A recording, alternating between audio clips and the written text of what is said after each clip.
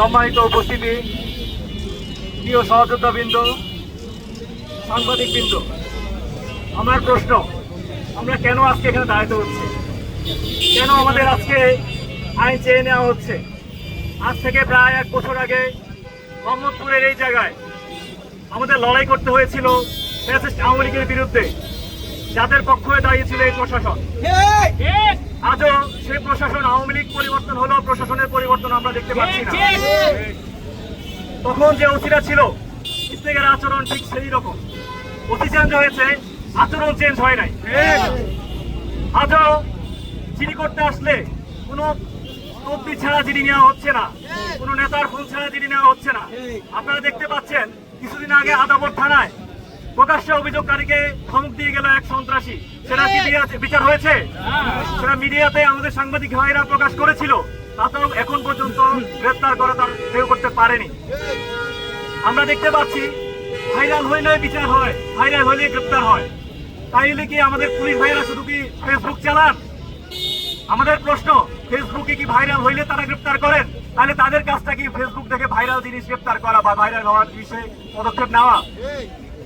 আমরা এই মোহাম্মদপুরে আমাদের হিসাব মতে তার ঊর্ধ্বে হতে পারে 30 জন ভাই শহীদ হয়েছেন, 2 শতাধিক ভাই আহত হয়েছেন। আমরা কি এই থানার পুলিশ কর্মকর্তাদের এই আচরণের জন্য জীবন দিয়েছে আমাদের ভাইরা?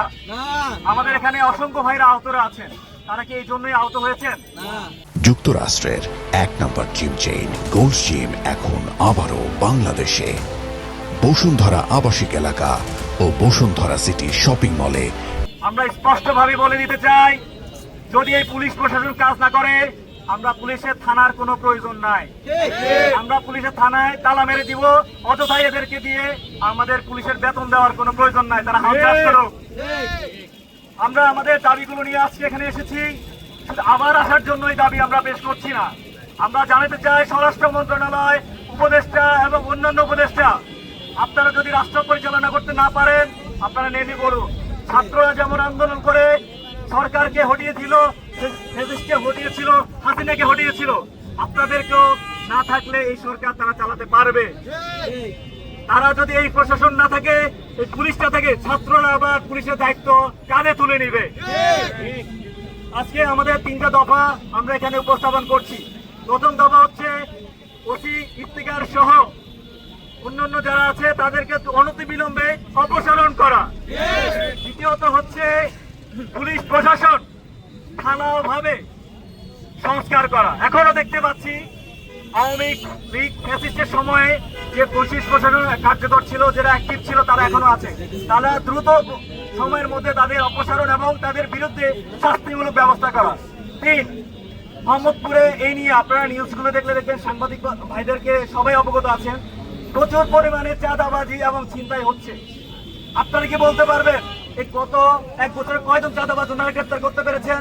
কয়জন ছিনতাইকারী গ্রেপ্তার করতে পেরেছেন? একজনও না। তাহলে কেন গ্রেপ্তার করতে পারছে না? এই ডাটা আমাদেরকে দিতে হবে। প্রতি মাসে কতজন চাঁদাবাজ, কতজন ছিনতাইকারী, কতজন সন্ত্রাসী ওনারা গ্রেপ্তার করতে পারে, জনগণের কাছে সেটাই ওনারা স্পষ্ট করতে হবে। এই 3টা দাবি নিয়ে আমরা স্বরাষ্ট্র মন্ত্রণালয়, এডিসি, উপদেষ্টা এবং এই ওসির কাছে আমরা বলবো না, আমরা বলবো এডিসি রানা ভাইয়ের কাছে। ওরা যদি না করে, অনতিবিলম্বে আমরা থানায় তালা মারবো। রাজি আছে কিনা?